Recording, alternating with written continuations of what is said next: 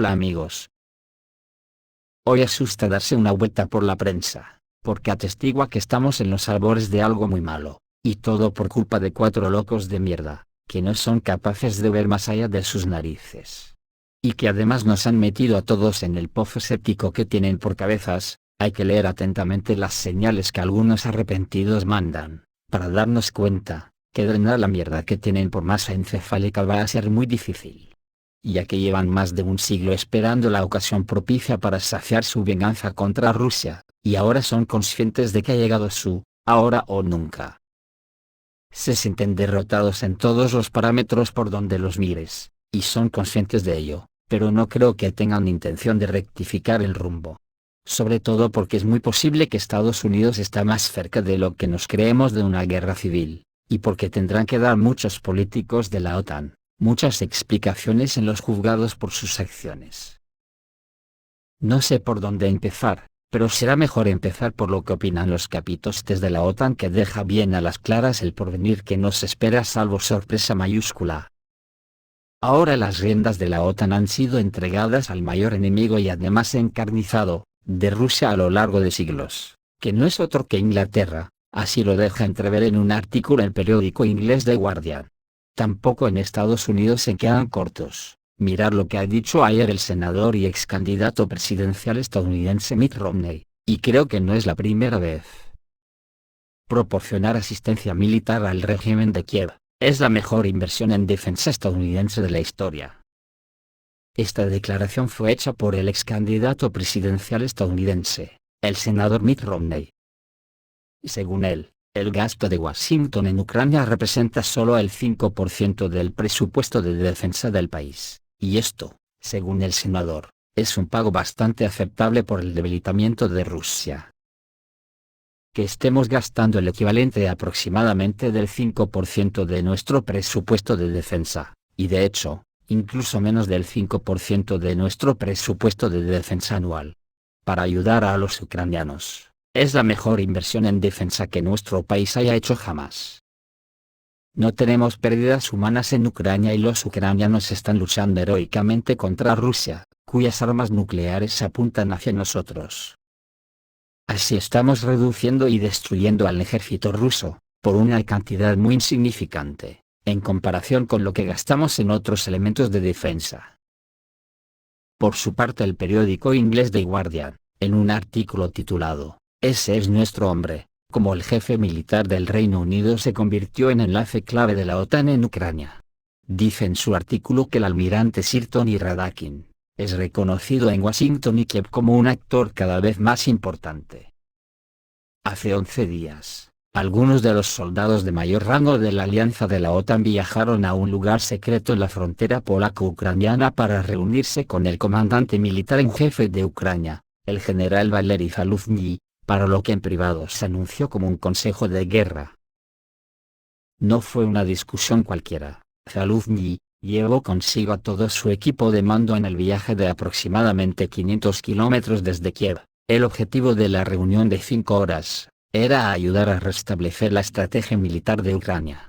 Lo más importante de la agenda era qué hacer ante el lento progreso de la contraofensiva de Ucrania, junto con los planes de batalla para el agotador invierno que se avecina, además de una estrategia a más largo plazo a medida que la guerra inevitablemente avanza hacia 2024.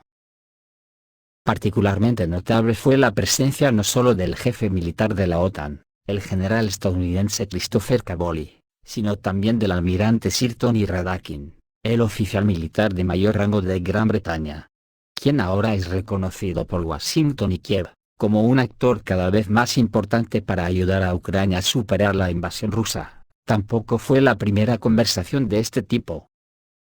La cumbre en la frontera se produjo en parte, después de que Radakin viajara sin ningún ministro británico a Kiev, donde mantuvo una reunión no publicada de 45 minutos con el presidente ucraniano, Volodymyr Zelensky, cuyo objetivo, según dijeron fuentes de defensa, era comprender mejor la estrategia de Ucrania y cómo Occidente podría ayudar.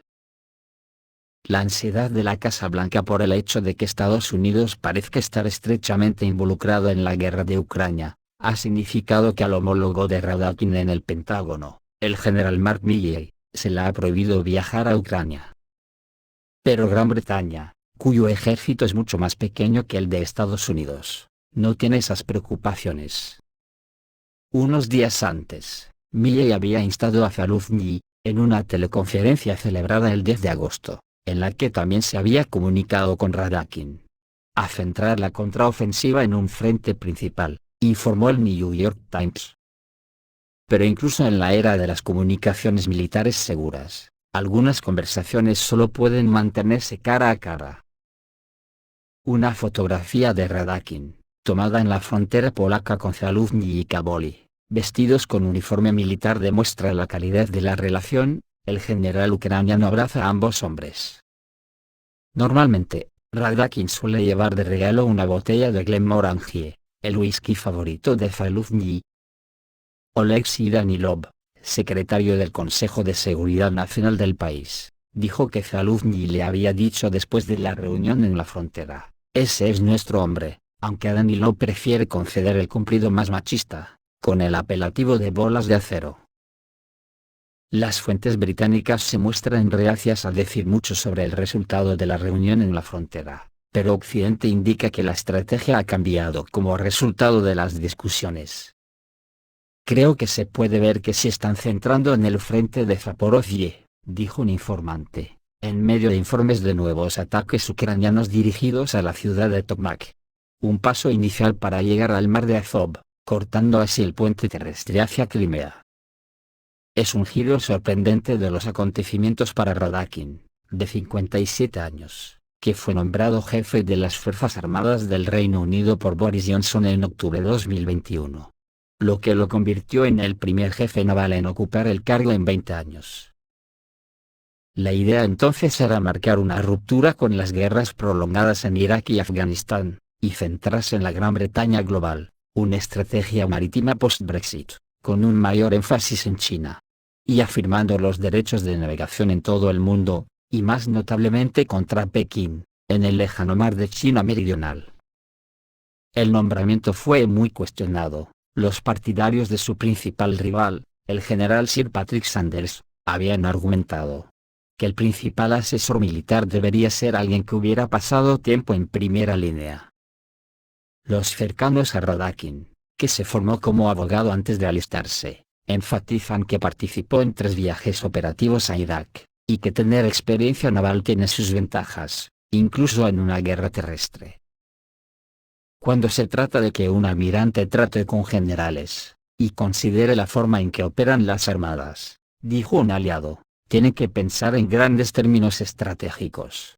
Y no perderse en detalles sobre armas, logística o tácticas en el campo de batalla. Sabe cómo hacer preguntas sencillas.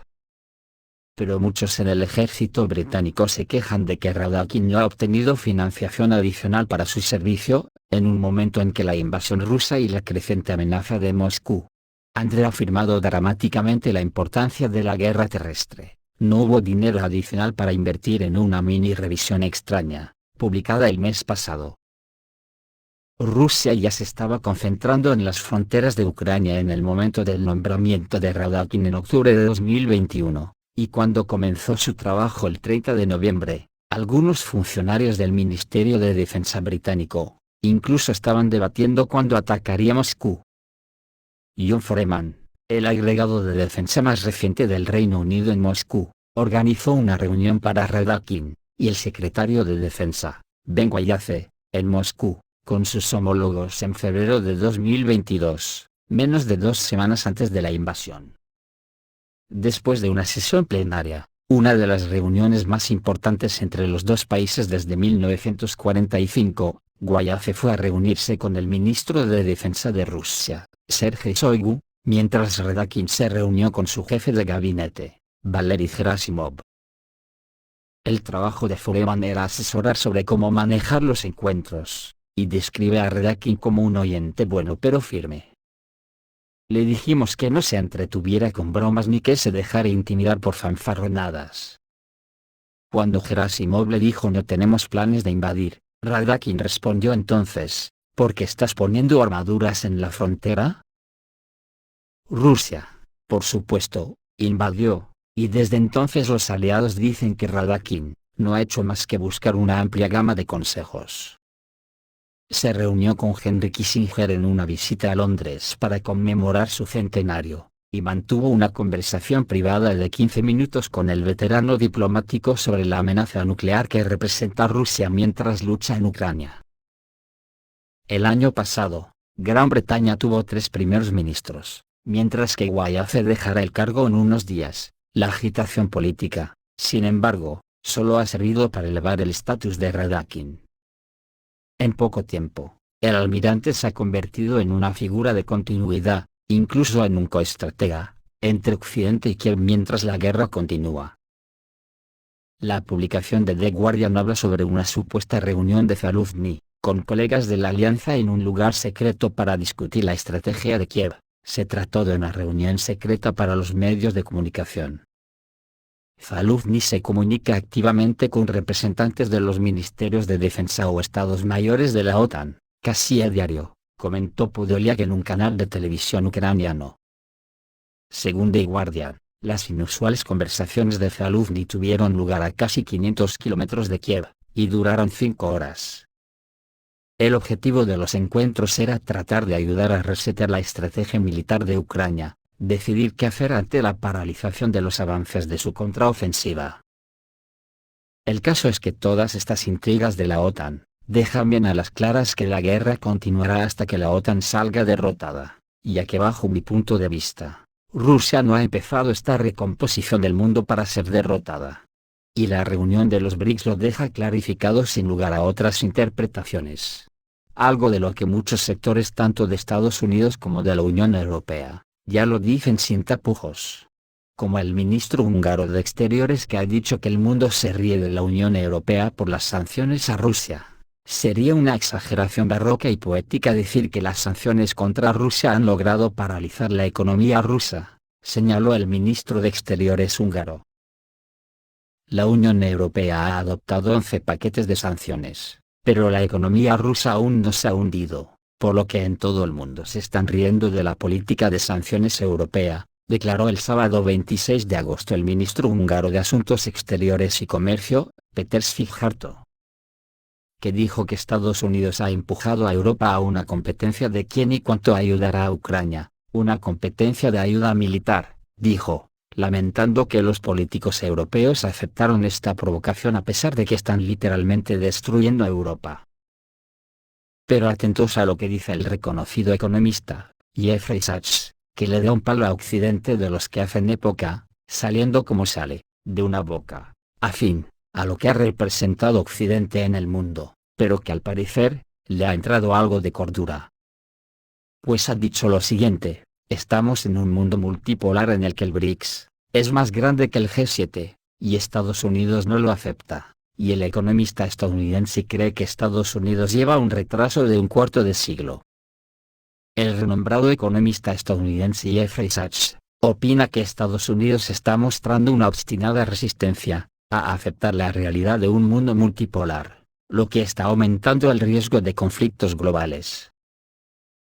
En una reciente entrevista con el semanario suizo Die Weltwoche, Sachs criticó duramente el enfoque de Washington ante el actual escenario geopolítico. Ya estamos en un mundo post-estadounidense y post-occidental. Estamos en un mundo verdaderamente multipolar. Estamos en un mundo en el que los países BRICS son más grandes que los países del G7, pero Estados Unidos no acepta esa transición, comentó. Según Jeffrey Sachs, que ha sido consejero de numerosos líderes políticos, en la Casa Blanca siguen convencidos de que dirigen un mundo en el que solo Rusia y China son desafiantes, y el resto lo aceptará. En mi opinión, Estados Unidos lleva un retraso de un cuarto de siglo, indicó. Asimismo, explicó que Europa, por su parte, ha decepcionado porque no hay ni una sola voz en el continente ahora mismo que tenga una perspectiva geopolítica que sea siquiera inteligible. Para Sachs, la mayor sorpresa es la incapacidad de Europa para tener una comprensión coherente de esta situación global actual. Podríamos dirigirnos hacia un mundo de conflictos y desastres masivos, o podríamos dirigirnos hacia un mundo en el que algún líder inteligente, y no octogenario de Estados Unidos, se levantara y dijera: ya no necesitamos tanto a la OTAN, pero lo que sí necesitamos es tener relaciones normales con China, India, Rusia, Brasil y la Unión Europea. Y de repente las cosas serían muy distintas, concluye Jeffrey Sachs. Digo yo, que para ser un afamado economista, ya ha tardado tiempo en darse cuenta de las evidencias más palmarias del planeta, ya se nota que no sigue el espejo.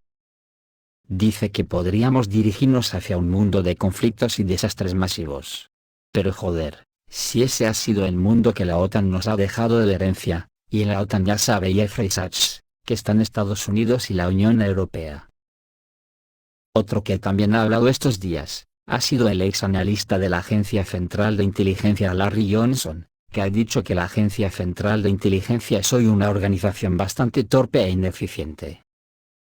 Esta opinión la comparte en una entrevista donde reconoció que Hollywood había causado un gran daño a la cultura mundial, al crear una imagen de la Agencia Central de Inteligencia como una fuerza extremadamente competente, mortífera y malévola. Dijo que últimamente, la Agencia Central de Inteligencia ha estado actuando de manera bastante torpe, inepta y no muy efectiva. El iraní Soleimani no fue destruido por la Agencia Central de Inteligencia, fue destruido por el ejército estadounidense, y, de hecho, fue un ataque con misiles convencionales, dijo el ex analista de la Agencia Central de Inteligencia Larry Johnson.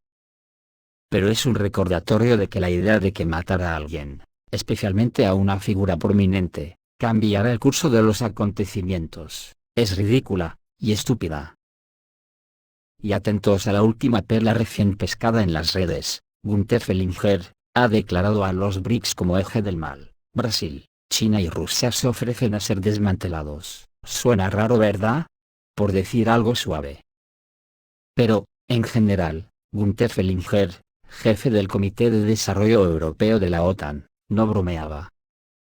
En su página de la red social X, el antiguo Twitter, él, en particular, propuso liberar al pueblo de Brasil por su participación en los BRICS, y la cooperación con Rusia. Propuso liberar al pueblo de Brasil, para lo que propone el señor Fellinger dividir este estado, en 5 nuevos países más libres que puedan unirse a la Alianza del Atlántico Norte. El jefe del Comité de Desarrollo Europeo de la OTAN prometió desmantelar Brasil si el presidente de ese país, Luiz Inácio Lula da Silva, continúa apoyando a Rusia, China, e Irán. El canal de Telegram brasileño, Tupay Report, citando fuentes del Ministerio de Asuntos Exteriores del país, afirmó que el departamento evaluaría la fiabilidad de esta afirmación. Pero en general, la pregunta sigue siendo si habrá una reacción oficial de las autoridades brasileñas. Gunther Fellinger no se quedó ahí, exige iniciar una nueva ola de descolonización, primero Rusia, luego China, y luego otros países que forman parte de los BRICS. Fellinger calificó la propia asociación como un nuevo eje del mal. Vale la pena señalar que esta firma exigía anteriormente que Rusia se dividiera en varias docenas de estados independientes. Y posó con el correspondiente mapa en Washington, consideró necesario demostrarlo en la capital de Estados Unidos. Probablemente se insinuó quién debería desempeñar el papel principal. En general, este nativo de Austria no es el primero en liberar a los pueblos en las redes sociales. Por supuesto, Gunther Fellinger se comporta como un fenómeno político que llama la atención con su extravagancia. Al parecer, cree que puede llamar la atención sobre su persona proponiendo ideas locas. Pero tales declaraciones no deben ignorarse, porque, como muestra la práctica, de la dirección actual de Occidente, y bastante oficial, y no de algunos comités incomprensibles, se pueden esperar declaraciones que desafían toda explicación lógica, e incluso acciones. Ni tampoco se puede obviar que representa un cargo importante, como el de jefe del Comité de Desarrollo Europeo de la OTAN. Yo, para comentar tal detritus intelectual, me remito al comienzo del vídeo. Esto es todo, amigos, reciban un saludo.